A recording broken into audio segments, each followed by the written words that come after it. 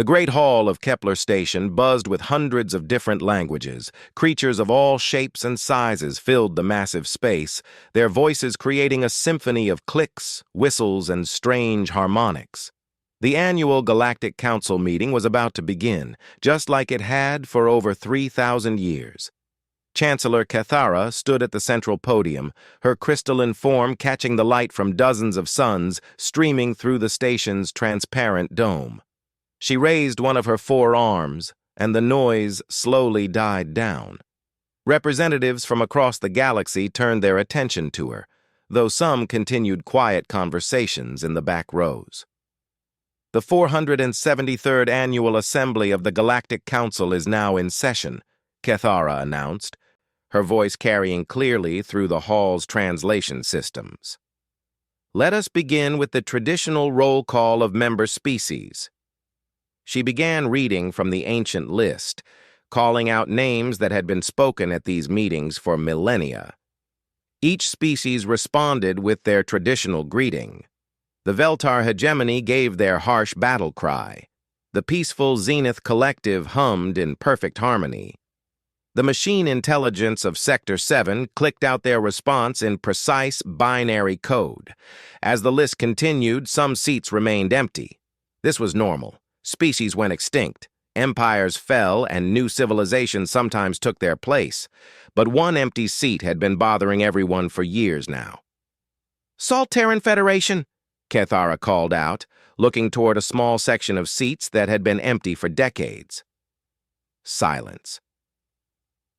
Sol Terran Federation, she repeated, louder this time. Still nothing. Ambassador Zexnor of the Veltar hegemony stood up from his seat. His massive frame towered over the nearby representatives, and his voice carried the authority of someone used to being obeyed. Chancellor, perhaps it is time we addressed the human problem. Murmurs rippled through the assembly. Everyone knew what he meant. The humans had been missing from more and more meetings over the past 50 years. At first, they sent messages explaining their absence. Family emergencies, natural disasters, political problems. The usual excuses young species made when they could not handle galactic politics. But then, the messages stopped coming entirely. The humans have not attended a single meeting in 5 years, Zexnor continued. Before that, they missed 7 out of 10 sessions. Their trade routes have gone silent. Their colonies do not respond to communications. Their ambassadors have simply vanished. Cathara nodded slowly. She had been hoping someone else would bring this up. What do you propose, Ambassador Zexnor? The massive alien smiled, showing rows of sharp teeth. I propose we declare them extinct and divide their territories among the member species. It is clear they have either destroyed themselves or been destroyed by some catastrophe. Either way, their space is empty and could be put to better use. More murmurs filled the hall, though these sounded more interested than concerned. The human territories were small but contained several valuable systems, resource-rich worlds that could support new colonies, strategic positions along important trade routes. Ambassador Telwyn of the Peaceful Confederation spoke up from her corner seat. Her people were pacifists who rarely involved themselves in territorial disputes. Surely we should investigate first? Send a diplomatic mission to confirm what has happened? Zexnor laughed, a sound like grinding metal. We have tried communicating with them for years. Our long-range sensors show no signs of their civilization.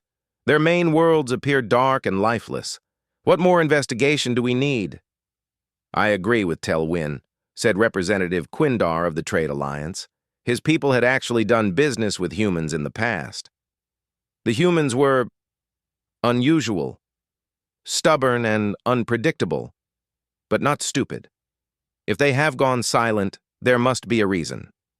Chancellor Cathara looked around the hall, gauging the mood of the assembly. Most representatives seemed to agree with Zexnor. The humans had been absent too long. Their silence was becoming an embarrassment to the Council's authority. Very well, she said finally. I propose a compromise.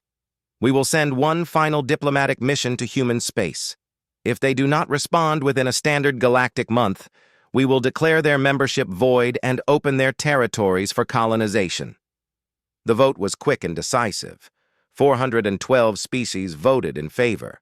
Only 37 voted against, mostly smaller civilizations that remembered human kindness during trade negotiations or border disputes.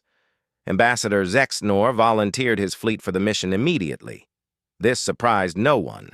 The Veltar hegemony had been expanding aggressively for centuries, and the human worlds would fit nicely into their empire. His offer was accepted without debate. As the meeting moved on to other business, few representatives gave much thought to the absent humans. Most assumed they would find dead worlds and empty space. Some hoped for valuable salvage from whatever had destroyed human civilization. A few worried about what could have wiped out an entire species so completely. None of them considered the possibility that humanity had simply been too busy to attend their meetings. In the back of the hall, an observer nobody had noticed quietly recorded everything. The small device looked like a maintenance drone, easily overlooked among the station's many automated systems. It had been there for years, watching and listening. When the session ended and representatives began filing out, the little drone powered down and went dark. Its message had already been sent, traveling through quantum communication channels toward a distant system. The message was simple. They are coming. The response came back almost instantly. Good. We have been waiting. Admiral Zexnor stood on the bridge of his flagship, watching the stars streak past as his fleet traveled through hyperspace. 300 ships followed in perfect formation behind him. Each vessel represented the finest military technology the Veltar hegemony could build. Together, they could conquer most civilizations in the galaxy. The journey to human space took 2 weeks. Zexnor spent the time planning how to divide the human worlds among his officers. The system called Sol had been described in old reports as having several planets suitable for colonization. Mars could be terraformed easily enough. The gas giant Jupiter had moons that contained valuable minerals. Earth itself would make an excellent trophy world for his personal collection. "Approaching the Sol system, Admiral," reported his navigation officer, "preparing to drop out of hyperspace." Zexnor nodded. "All ships, battle stations. We do not know what destroyed the humans, so be ready for anything." The fleet emerged from hyperspace at the edge of the solar system, their sensors immediately beginning to scan for threats. What they found made no sense at all. The system was not dead. It was busier than any system Zexnor had ever seen. Massive structures orbited every planet and moon. They were clearly artificial, but their design was unlike anything in the galactic database. Clean geometric shapes that seemed to bend light around their edges, materials that his sensors could not identify. Mars glowed with the light of controlled fusion reactions, not just in a few locations, but across the entire planet's surface. The energy output was impossible. No civilization had that kind of power generation capacity. Jupiter's moons were connected by transport tubes that stretched across millions of kilometers of space. Ships moved through the tubes at incredible speeds, carrying cargo loads that would require entire fleets to transport using conventional technology. The asteroid belt between Mars and Jupiter had been completely transformed. What had once been scattered rocks was now a geometric mining complex stretching across the entire orbital path. Massive refineries processed raw materials on a scale that boggled the mind. "Sir," whispered his sensor officer, "I am detecting energy signatures that are off our measurement scales. Whatever powers these installations, it is beyond anything we know." Zexnor stared at the display screens, trying to understand what he was seeing. This was not the work of the primitive humans he remembered from old council records. Those people had barely discovered faster-than-light travel. They used chemical rockets and fusion engines like children playing with fire. This was something else entirely. "Admiral," his communications officer called out. "I am receiving a transmission. It is coming from the outer system." On screen, the display showed a human face, but something about it seemed different. The woman appeared to be in her 30s, with dark hair and kind eyes, but there was something behind those eyes that made Zexanor uncomfortable. A depth of knowledge and experience that should not fit in one lifetime. "This is Admiral Chen of the Seoul Defense Force," the woman said with a polite smile. "I was not expecting any council ships in our space today. Is this an official visit?" Zexanor recovered his composure quickly. He had been dealing with inferior species for decades and would not be intimidated by one human. "I am Admiral Zexanor of the Veltar Hegemony, here on behalf of the Galactic Council. Your species has failed to attend council meetings for years. We have come to investigate." Admiral Chen looked genuinely surprised. "Oh my. Has it really been that long? I apologize for our absence. We have been rather busy lately, and I am afraid we lost track of time." Lost track of time? Zexanor could not keep the disbelief out of his voice. "Your entire civilization has gone silent for decades. We assumed you were extinct." The human woman laughed, a sound that somehow made Zexanor's skin crawl. "Extinct? Oh no, Admiral. Quite the opposite, actually. We have been growing." As if responding to her words, new contacts began appearing on Zexanor's sensors. Ships were decloaking around his fleet. Not just a few ships, but hundreds. Then thousands. Each vessel was larger than his flagship. Their hulls seemed to be made of materials that bent space around them, making it difficult for his sensors to get accurate readings. The energy signatures coming from their engines were beyond anything in his experience. "Admiral," his sensor officer called out in a shaky voice, "I am detecting approximately 50,000 vessels surrounding our position. And sir, these are just the ones close enough to detect. Long-range sensors are showing similar formations throughout the system." Zexanor felt his confidence draining away. His 300 ships suddenly seemed very small and very vulnerable. "What do you want?" he asked the human admiral. Admiral Chen's smile remained warm and friendly. "Want? Nothing at all, Admiral. You are welcome to visit our system. Though I should warn you that our defensive protocols are rather more sophisticated than they used to be. Your weapons systems have already been scanned and classified. For your own safety, please do not attempt to target any of our installations." "Defensive protocols?" Zexanor looked at his weapons officer, who was staring at his controls in confusion. "Sir, all our targeting systems are showing errors. I cannot lock onto any of the human ships. It is as if they are not really there." Admiral Chen continued speaking as if she had not heard the exchange. "Would you like to come aboard one of our vessels? I think it would help explain what has happened to our people.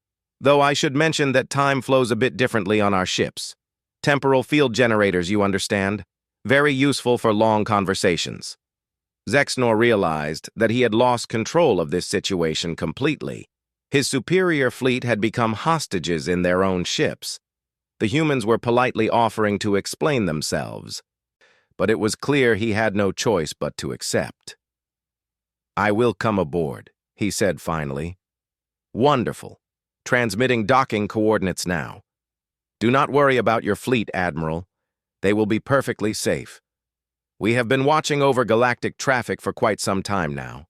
Nothing will harm them while they are in our space."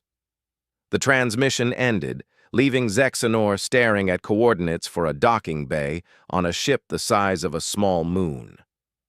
A ship that had not been there moments before.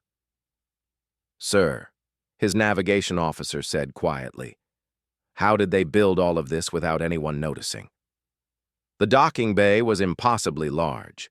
Zexanor's shuttle, which had seemed impressive when dwarfing most space stations, looked like a toy inside the cavernous space.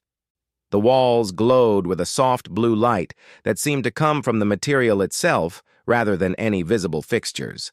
As he stepped out of his shuttle, Zexnor noticed that gravity felt perfectly normal, despite being inside what was essentially a moon-sized starship.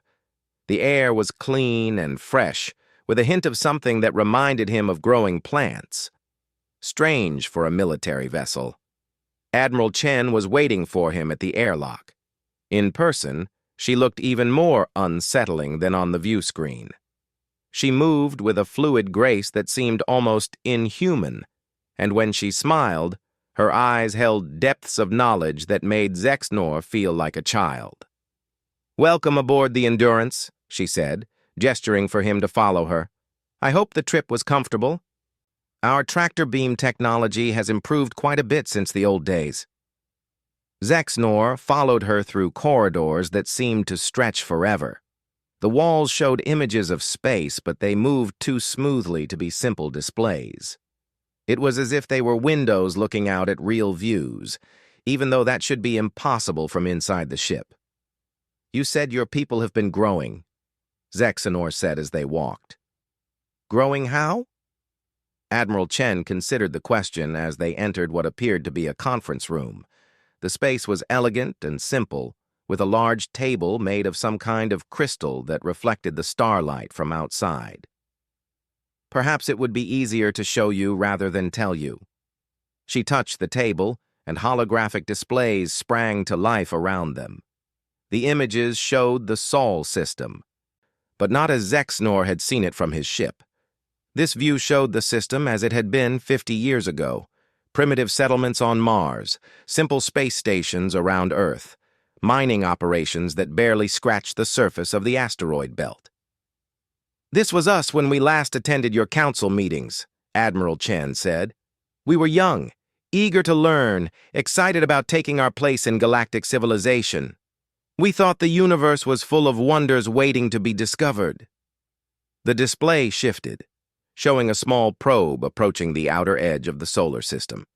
It was clearly alien in design, but ancient beyond measure. Its hull was scarred by billions of years of cosmic radiation. "Then we found this," Chen continued. "Or rather, it found us. An automated probe from a civilization that died out long before most current species evolved. We called them the predecessors, though that was not their real name. Their name cannot be pronounced by any living tongue." Zexnor leaned forward, studying the probe. "What did it contain?" "Everything," Chen said simply. "The complete technological and cultural archive of a species that had transcended every limitation we thought was fundamental to existence. Faster-than-light travel that could cross the galaxy in minutes. Energy generation that could power entire star systems. Manufacturing techniques that could build materials stronger than neutron star matter." The display showed human teams working frantically around the probe. Scientists and engineers who seemed to barely understand what they were looking at. At first, we could barely comprehend what we had found. Their technology was so far beyond ours that it seemed like magic. But gradually, piece by piece, we began to unlock their secrets. "That still does not explain your absence from the Council," Zexnor said. "Why did you not share this discovery with the galaxy?" Admiral Chen's expression grew sad. "We tried. We sent reports to the Council describing what we had found. Do you know what the response was?" Zexnor shook his head. "Committee meetings. Endless debates about whether humanity was qualified to handle such technology. Proposals to place our system under Council oversight. Suggestions that the discovery should be shared equally among all member species." Chen laughed, but there was no humor in it. "The Council wanted to form study groups that would take centuries to reach any decisions." The display now showed the Sol system beginning to change. New structures appearing around planets, technologies being built and tested. "We realized that we had a choice. We could spend the next 1,000 years in committee meetings, arguing with species who saw advanced technology as a threat to their power, or we could simply get to work." So you chose to ignore us, Zexnor said. We chose to grow up, Chen corrected. The predecessor archives taught us something very important about galactic civilization. Do you know what every advanced species discovers eventually? Zexnor remained silent. That most civilizations spend so much time fighting each other and maintaining power structures that they never actually advance. They discover faster-than-light travel and think they have mastered the universe. They build empires and believe they are the peak of evolution, but they never ask the next question: what comes after? The display showed the human transformation accelerating. Massive construction projects that reshaped entire worlds, technologies that seemed to violate the laws of physics as Zexnor understood them. The predecessors showed us what comes after, Chen continued. Consciousness that is not limited to biological brains, existence that spans multiple dimensions, energy manipulation on scales that make stars look like candles. They had transcended everything that the current galactic civilization considers impossible. Zexnor felt a chill running down his spine. And you have achieved this transcendence? Admiral Chen smiled. And for a moment, her human appearance flickered. Zexnor caught a glimpse of something vast and complex behind her eyes, something that might have once been human, but had become something much more. We have taken the first steps, she said. My consciousness is distributed across 17 million processing nodes throughout this ship. I can hold conversations with every member of your fleet simultaneously while also managing the logistics of our entire solar system, but I am still recognizably human in my thoughts and emotions. The display zoomed out to show the current Sol system in all its impossible glory. Structures that spanned planets, energy flows that connected distant worlds, ships that moved through space as easily as thoughts through a mind. This is what 50 years of focused work can accomplish when you are not wasting time in meetings, Chen said. But we always knew that eventually we would need to return to galactic society. The question was when and how. And you have decided that time is now? Zexnor asked. Actually, no, Chen said, her smile growing wider. We decided that time was 30 years ago.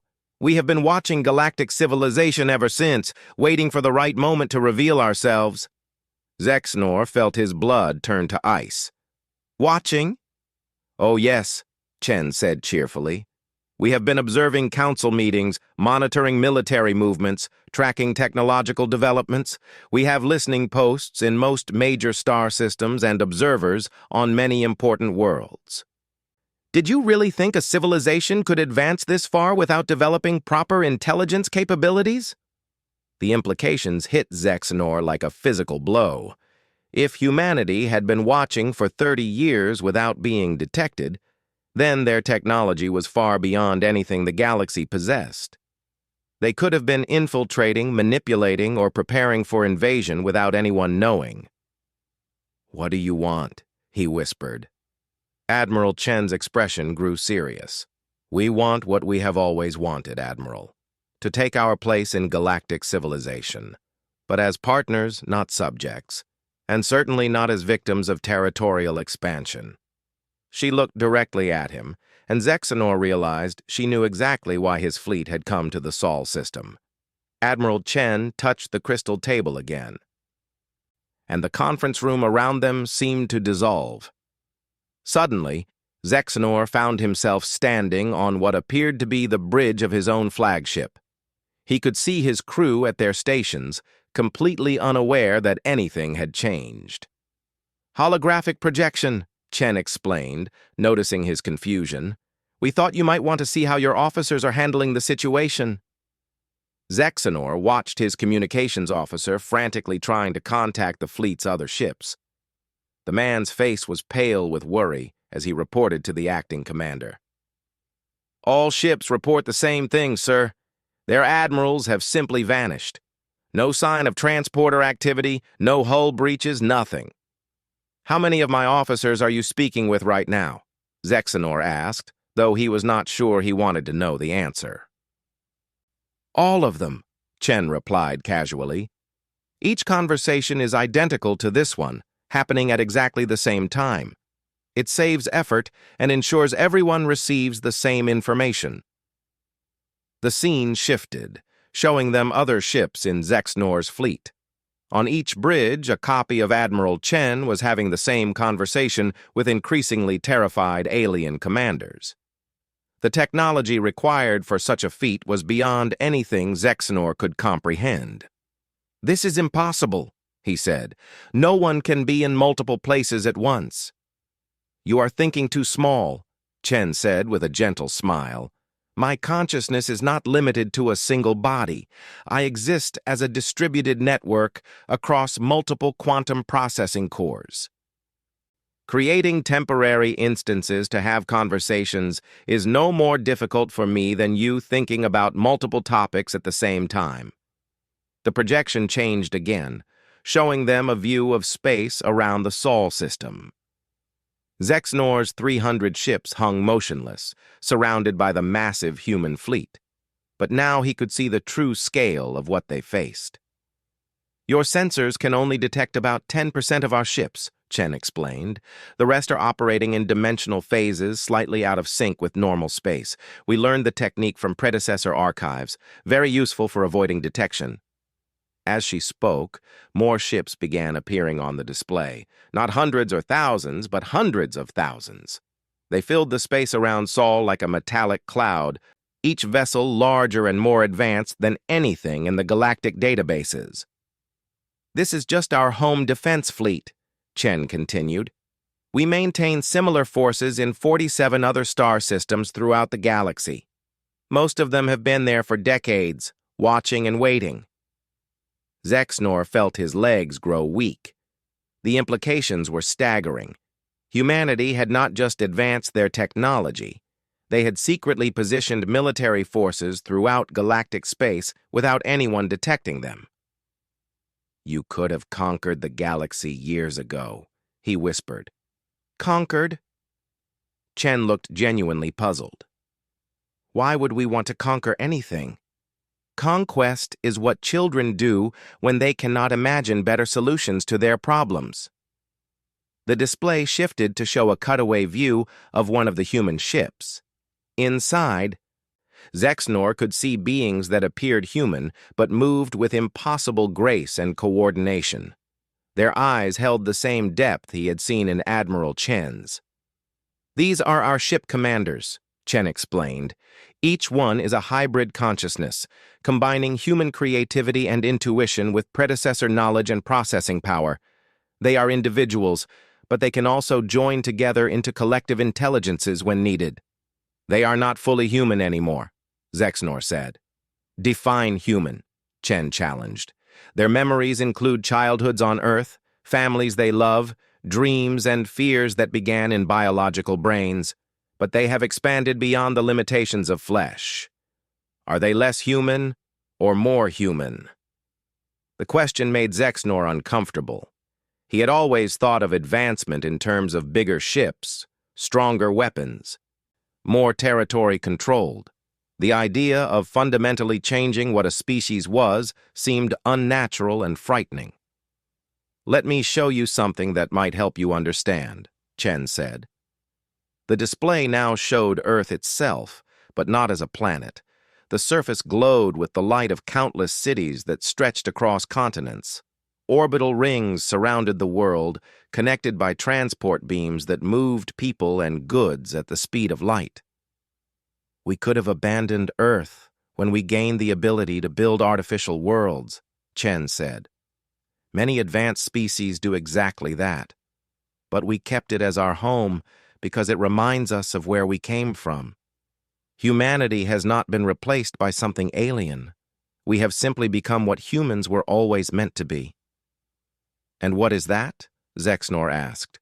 "Explorers, builders, dreamers who refuse to accept that limitations are permanent." Chen's smile returned. "Do you know what we discovered when we studied galactic history? Every truly advanced civilization eventually faces the same choice. They can transcend their limitations and join the community of truly mature species, or they can remain trapped in cycles of conflict and competition until they destroy themselves. What happened to the predecessors? They made the choice to transcend physical existence entirely. They became beings of pure energy and consciousness, exploring dimensions beyond anything we can currently imagine. Before they left, they scattered archives throughout the galaxy, hoping that younger species would eventually find them and make the same choice. The display showed other archive sites scattered across known space. Some were in systems controlled by the Veltar hegemony, others in territories claimed by rival empires. All had been waiting for millions of years for someone to discover them. We were not the first species to find predecessor archives, Chen continued. 3 other civilizations discovered them in the past 1,000 years. One chose the path of transcendence and has begun their own transformation. The other 2 decided the knowledge was too dangerous and destroyed the archives. And those species? One destroyed itself in a civil war over who should control the power they had glimpsed. The other still exists, but has stagnated completely, too afraid to advance and too proud to admit their mistake. Chen touched the table again, and they were back in the conference room. But now Zexnor noticed details he had missed before. The crystal table was not carved from any known material. The starlight coming through the windows moved too quickly to be natural. Even the air he was breathing contained elements that should not exist. We have been preparing for this moment for 30 years, Chen said. Not just building ships and technology, but deciding how to reintroduce ourselves to galactic civilization. We know that our advancement will be seen as a threat by many species. Because it is a threat, Zexnor said. Your power makes every other civilization obsolete. Only if they choose to remain as they are, Chen corrected. We are offering something unprecedented in galactic history. Partnership between equals, based on shared transcendence rather than conquest or submission. What do you mean? Admiral Chen stood and walked to one of the windows. She gestured for Zexnor to join her. Outside, he could see construction vessels building something massive in the distance. The structure seemed to pulse with its own inner light. We are building a gateway, she said. A device that will allow instant travel to any point in the galaxy. When it is complete, we will offer its use to any civilization that wishes to join us in advancing beyond current limitations. And the cost? No cost in material terms. But using our technology requires a fundamental shift in consciousness. Species that join us must abandon the concepts of territorial conquest and resource competition. They must accept that true advancement comes from cooperation, not domination. Zexnor understood now. Humanity was not offering to share technology. They were offering to transform galactic civilization itself. And they had the power to make that offer impossible to refuse. The emergency session of the Galactic Council had been called within hours of Admiral Zexnor's return. Never in the recorded history of galactic civilization had representatives moved so quickly to arrange a meeting. The Great Hall buzzed with tension and fear as species that had been enemies for millennia sat side by side, united only by their shared shock. Chancellor Cathara stood at the central podium, her crystalline form reflecting the nervous energy of the assembly.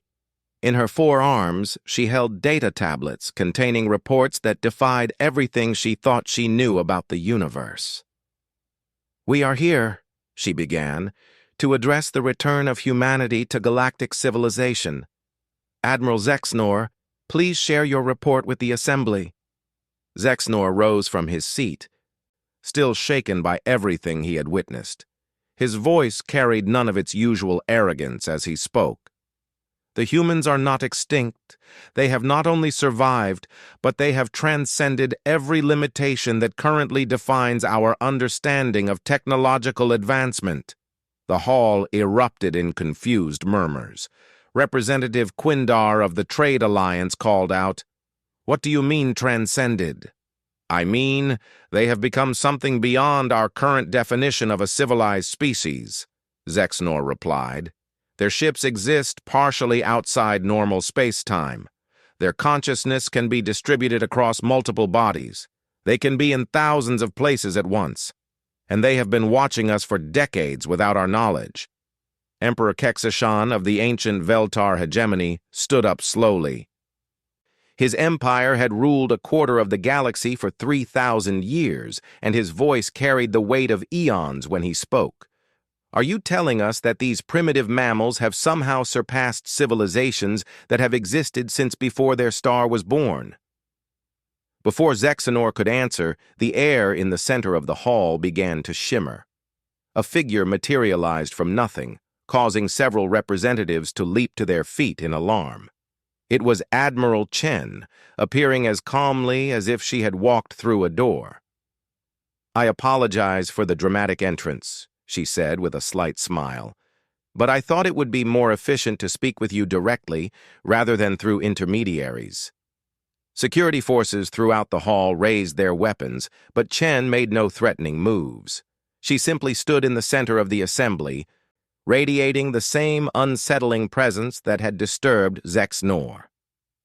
"How did you get here?" demanded General Thexera of the Council Defense Force. "This station has the most advanced security systems in the galaxy."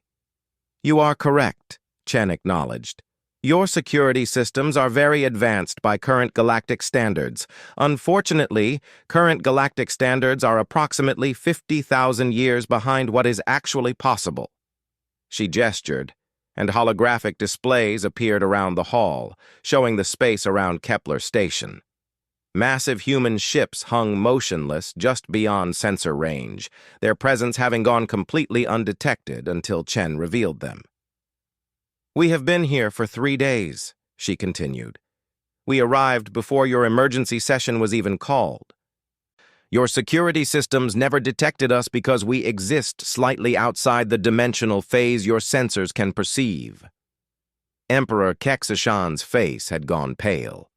His empire's most powerful fleets were stationed around this system, yet somehow an entire human armada had positioned itself within striking distance without anyone noticing. "What do you want from us?" he asked, his voice barely above a whisper. Admiral Chen looked around the hall, making eye contact with representatives from dozens of species. "We want the same thing we have always wanted, to be part of galactic civilization. But we want to be part of a galactic civilization that has moved beyond the limitations that currently define it." "Limitations?" Chancellor Kithera asked. "Wars over resources that could be eliminated with proper technology. Conflicts over territory when infinite space is available for expansion. Power struggles between species when cooperation could benefit everyone." Chen's expression grew sad. "You have been repeating the same patterns for thousands of years, never asking if there might be better ways to exist." Representative Tel Win of the Peaceful Confederation leaned forward. "You said you want to share this advancement. What would that require from us?" "Fundamental change," Chen replied honestly. "The technologies we offer cannot be used by civilizations that remain committed to conquest and domination. They require a level of consciousness that transcends the ego drives that fuel most current conflicts." The hall erupted in angry voices. Species that had built their entire identities around military conquest and territorial expansion could not imagine existence without those drives. Admiral Vorth of the Iron Syndicate stood up, his mechanical voice cutting through the noise. "You are asking us to abandon everything that makes us who we are." "I am asking you to become who you could be," Chen corrected. "The predecessor archives show us the path that every truly advanced species eventually takes. You can fight reality and remain trapped in your current limitations, or you can evolve beyond them." "And if we refuse?" Emperor Kexashan asked. Chen's smile remained gentle, but something in her eyes grew cold. "Then you remain as you are, free to continue your wars and power struggles for as long as your civilizations survive. But you do so without threatening species that have chosen a different path. The implication hung in the air like a blade. Humanity was not offering conquest or subjugation. They were offering a choice. But refusal meant being left behind while others advanced beyond reach. Representative Yilseth of the Hive Collective spoke up. "Some species have already joined you?" "3 so far," Chen confirmed. The Zenith Collective was the first. Their natural harmony made the transition relatively simple. The Crystal Gardens followed 6 months later. Most recently, the Wanderer fleet chose transcendence over their nomadic isolation. Shocked murmurs filled the hall. These species had seemingly vanished from galactic affairs, but no one had realized they had been transformed rather than destroyed. "They are no longer recognizable as their original species," Chen continued, "but they retain their essential nature while gaining capabilities beyond your current imagination. They are happy, fulfilled, and exploring possibilities that territorial empires could never achieve." Young Representative Kayla of the New Worlds Coalition stood up. Her species had only recently achieved spaceflight and had often been ignored by older civilizations. "What about species like mine? We are still learning to use basic technology." Chen's expression softened. "Age and advancement level do not matter. What matters is willingness to grow beyond current limitations. Some of the youngest species adapt most easily because they have fewer preconceptions to overcome." Emperor Kexashan slammed his fist on his seat. "This is madness. You are asking us to surrender our nature, our culture, our very identity." "I am asking you to expand your identity beyond artificial limitations," Chen replied calmly. "Your culture can remain, your people can remain, your achievements can remain. But the need to dominate others, to hoard resources, to define success through the suffering of rivals, these things must be transcended." Chancellor Kethara looked around the hall, sensing the mood of the assembly. Fear and excitement warred in the expressions of hundreds of representatives. The offer was terrifying and magnificent in equal measure. "How long do we have to decide?" she asked. "As long as you need," Chen said. "We have waited 50 years to make this offer. We can wait 50 more if necessary, but understand that the galaxy is changing whether you participate or not. Other archive sites will be discovered. Other species will make the same choice we did. Eventually, the old patterns of civilization will become impossible to maintain." She looked directly at Emperor Kexashan. "Your empire has lasted 3,000 years by conquering and consuming smaller civilizations. But what will you do when there are no more smaller civilizations? What will you do when the only species left to conquer are ones that have transcended the need to be conquered?" The Emperor had no answer. Admiral Chen smiled one last time at the assembly. "We will return to our space and wait for your responses. Each species may choose individually. There is no requirement for consensus or committee approval. When you are ready to move beyond what you have always been, simply send a message to Saul." "We will be listening." She vanished as suddenly as she had appeared, leaving behind only the fading glow of her holographic displays. In the silence that followed, hundreds of representatives stared at each other, each wondering the same thing. What kind of future were they being offered? And did they have the courage to claim it?